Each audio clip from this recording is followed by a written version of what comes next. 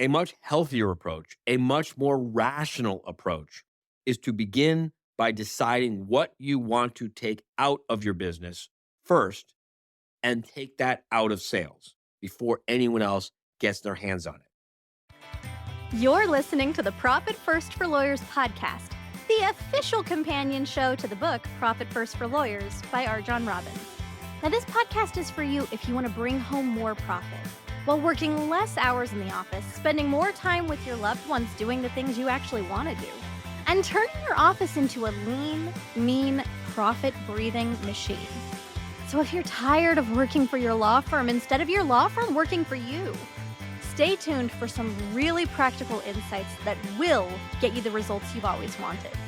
It's time to put your BS aside for the next few minutes and put yourself, your family, your firm, and your profit first.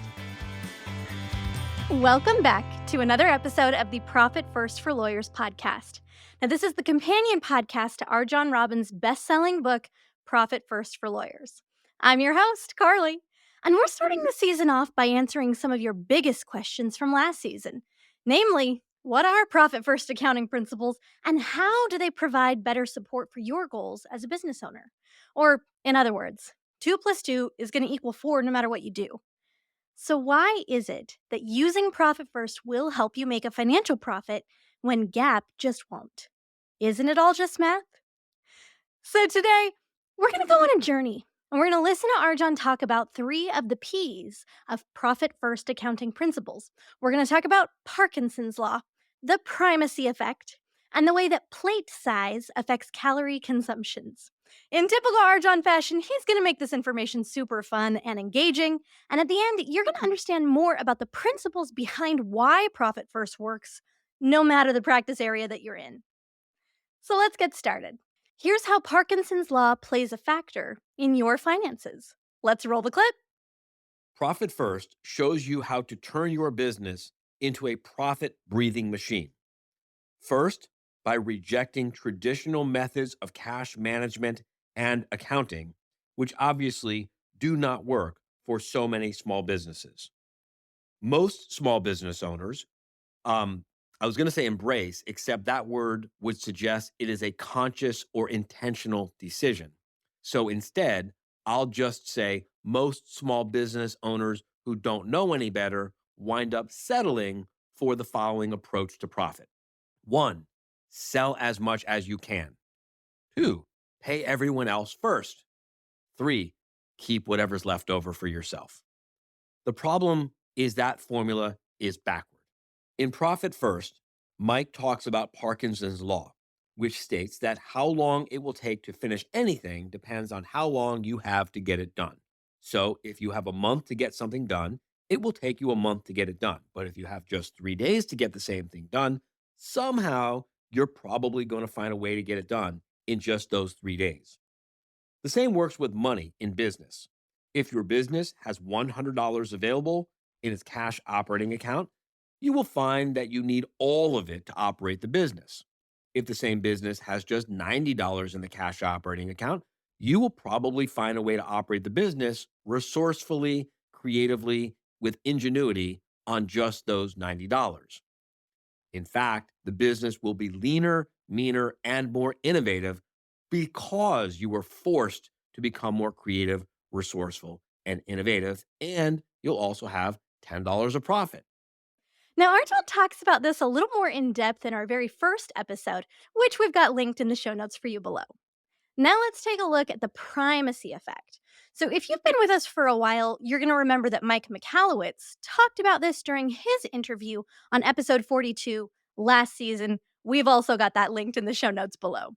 Now, this is a concept that really did strike me when I first learned about it because this is one of those things that it applies to more than just your financial mindset. And if you really listen closely and take a pause at the end to digest, this is a concept that will help you be more profitable in all areas of your life, not just financially. Okay, let's roll the clip. In Profit First, he talks about how the primacy effect affects the profitability of our businesses.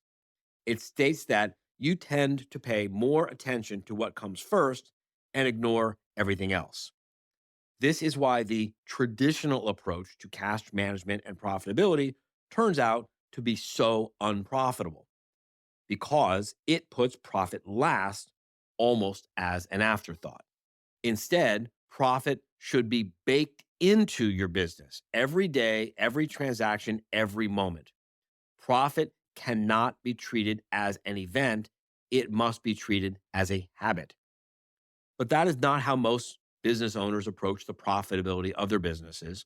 Instead, most business owners try to grow their way out of their problems, as if the next big sale or the next big client or some angel investor is going to come along and save them, which actually only makes things worse because now those business owners are desperate, and anyone who is paying attention knows it. A much healthier approach, a much more rational approach, is to begin by deciding what you want to take out of your business first and take that out of sales before anyone else gets their hands on it. After all, the business is supposed to be there to give you a better life too, isn't it? Yes, this way of thinking about your relationship with your business may force you to make some tough decisions at work or else get creative.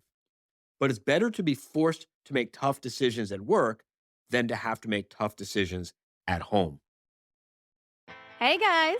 So, quick note here, we really wanted to make sure that we weren't just giving you profitable concepts, but that we were also providing some resources to help you take action and see the results in your own lives. Now, some of these resources are going to be downloadable, some of them are going to be watchable, and others will be live, but all of them will be offered to you completely for free, no strings attached. Now, we do host a Profit First for Lawyers workshop several times per year all over the US, and RJon has finally agreed to let me offer it to our listeners again for free. So if you're ready to get serious about making your law firm more profitable, click the link in our show notes below and reserve your seat now. Now, fair warning, we do cap attendance at these events to make sure that attendees get some real laser focus on the things that are important to them. And we do always run out of seats, so make sure that you've snagged your seat. If you want even more insights and even more RJon, don't miss it. So, the primacy effect, right? Our brains tend to pay more attention to what comes first and they ignore everything else. Now, that's not something that I ever really had consciously noted, but I really realized that is so true, right? Okay, so the third P, this is plate size affects calorie consumption. Now, this is a beefy clip with a lot of really impactful, actionable wisdom. So turn your speakers way up and let's roll it. How plate size affects calorie consumption. When you sit down for dinner with a giant plate, you naturally fill it, right? That's what we all do. But then one day, Mike tells us in Profit First, he realized that if he removed all of the oversized plates, bowls, and dishes from his home and replaced them with smaller dishes, bowls, and plates, his family naturally took smaller portions and then they became healthier. Your business finances are the same way. By separating revenues into separate, smaller portions, your business will naturally embrace financial portion control too. Mike acknowledges this isn't a new idea. In fact, he talks about how his grandmother used to separate out the family's income every payday into separate envelopes, each designated for its own purpose. Same idea here. The Profit First methodology operates with 5 different bank accounts, though you can, and I do, use more than just these 5 foundational accounts if you see the need in your business to do so. The 5 foundational accounts in Profit First are: first, main income. This is the main income account into which all gross revenue first enters the business before it's going to be separated out on a percentage basis that you decide upon ahead of time. This is how we ensure you take your profits first. Second, profits.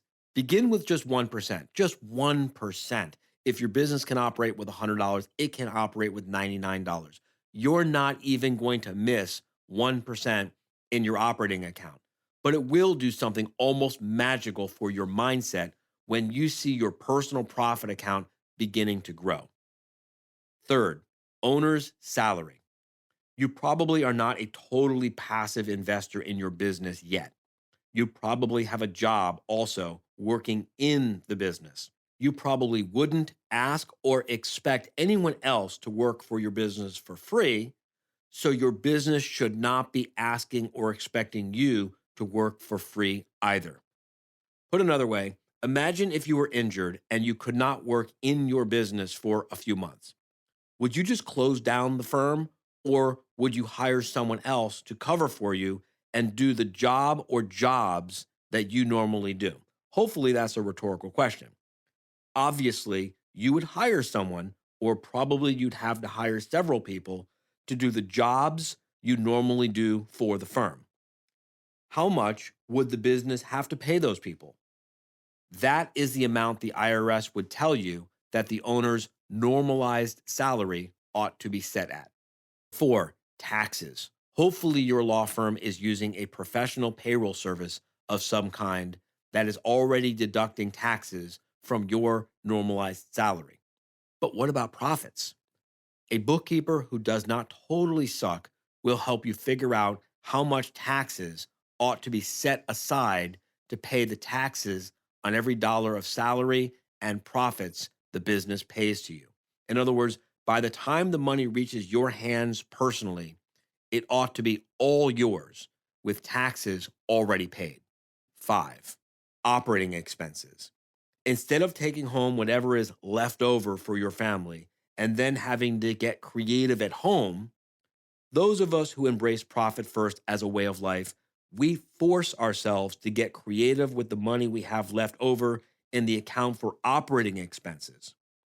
Yes, sometimes this requires us to make tough choices in our businesses, but we believe it's better to make tough choices in business than to have to make tougher choices at home. Now, this is a big one. And I hope that you feel empowered knowing that you can always buy new plates, right? To serve you. And that's what we've got for you today, folks. I hope this has been a great primer for you as we prepare to kick this season into high gear and bring you some great content that will keep you entertained, as well as turn your law firm into a lean, mean, profit breathing machine. So stay tuned next time as we introduce you to Sherry Mansell, Director of Bookkeeping That Does Not Suck. She's going to be bringing us a lot of great, actionable content. So prepare to have this one on repeat, folks, and we'll see you next time. Thank you for joining us on another episode of Profit First for Lawyers. If you're enjoying what you're hearing, tell a friend.